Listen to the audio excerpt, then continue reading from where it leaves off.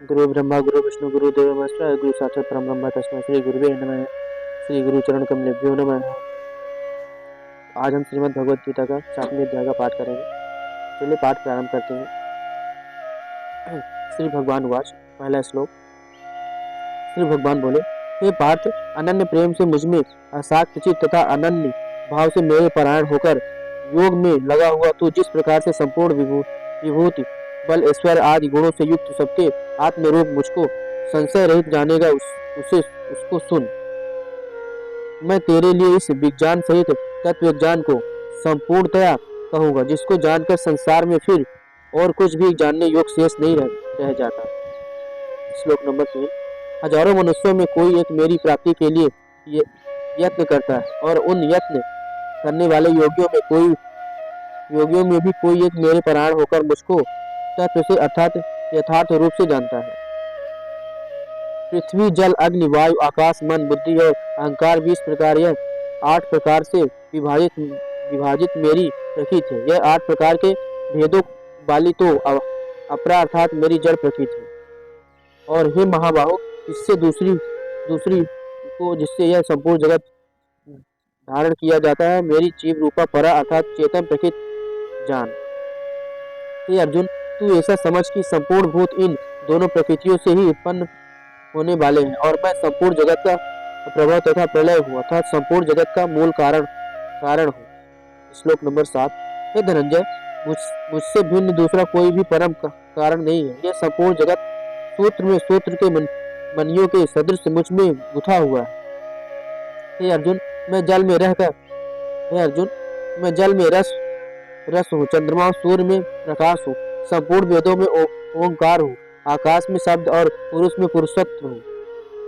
मैं पृथ्वी में पवित्र गंध और अग्नि में तेज हूँ, तथा संपूर्ण भूतों में उनका जीवन हूँ और तपस्वियों में तप हूँ।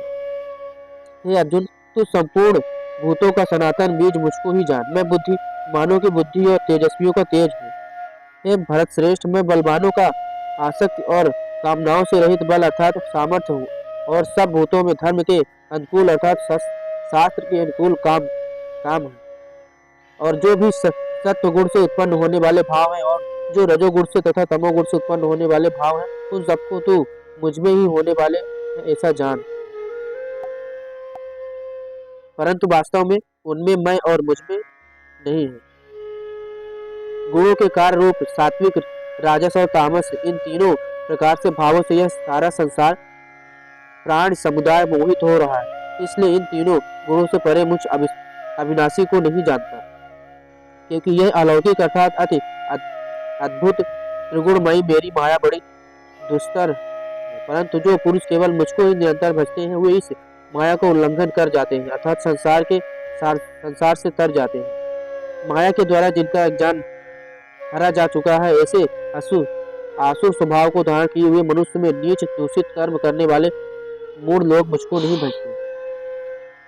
हे भरतवंशियों में श्रेष्ठ अर्जुन, उत्तम कर्म करने वाले यथार्थी, आर्त, जिज्ञासु और यज्ञानी, ऐसे 4 प्रकार के भक्तजन मुझको भजते हैं।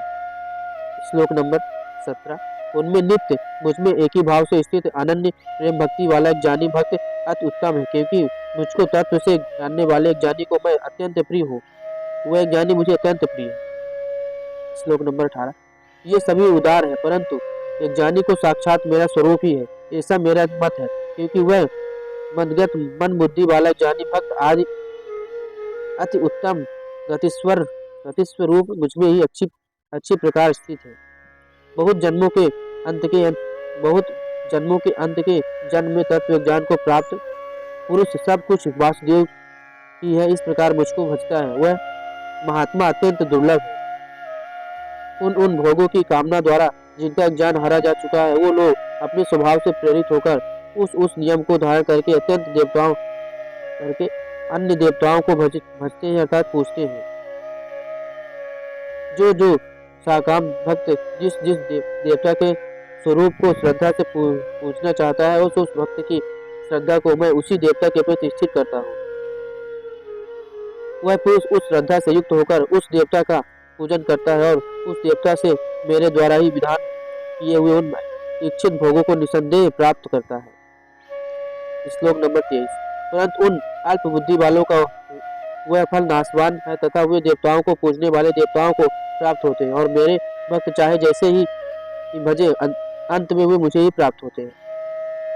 बुद्धिहीन पुरुष मेरे अनुत्तम अविनाशी परम भाव को न जानते हुए मन इंद्रियों से परे मुझ सच्चिदानंद घन परमात्मा को मनुष्य की भांति जन्म जन्म कर व्यक्ति भाव को प्राप्त हुआ मानते हैं।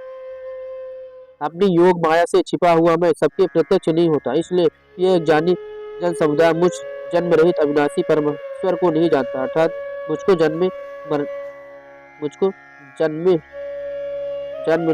मरने वाला समझता है।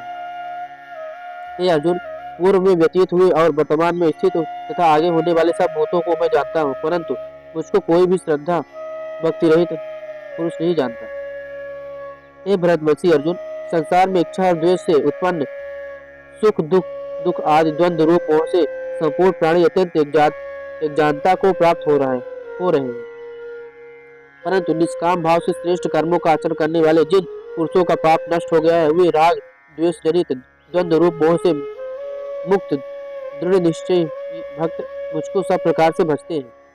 जो मेरे शरण होकर जरा और मरण से छूटने के लिए यत्न करते हैं, वे पुरुष उस ब्रह्म को संपूर्ण अध्यात्म को संपूर्ण कर्मों को जानते हैं।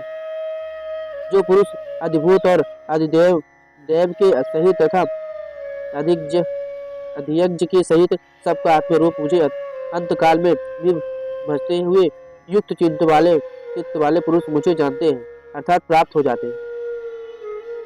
आज हम श्रीमद् भगवद गीता का 7वें अध्याय का पाठ किया, कल हम 8वें अध्याय का पाठ करेंगे। तब तक के लिए जय श्री राधे श्याम। अगर आप हमारे चैनल में नए हैं तो चैनल को सब्सक्राइब कर लीजिए और बेल आइकन घंटी निशान को भी दबा लीजिए, ताकि हमारी जो भी वीडियो अपलोड हो उसकी नोटिफिकेशन आपको तुरंत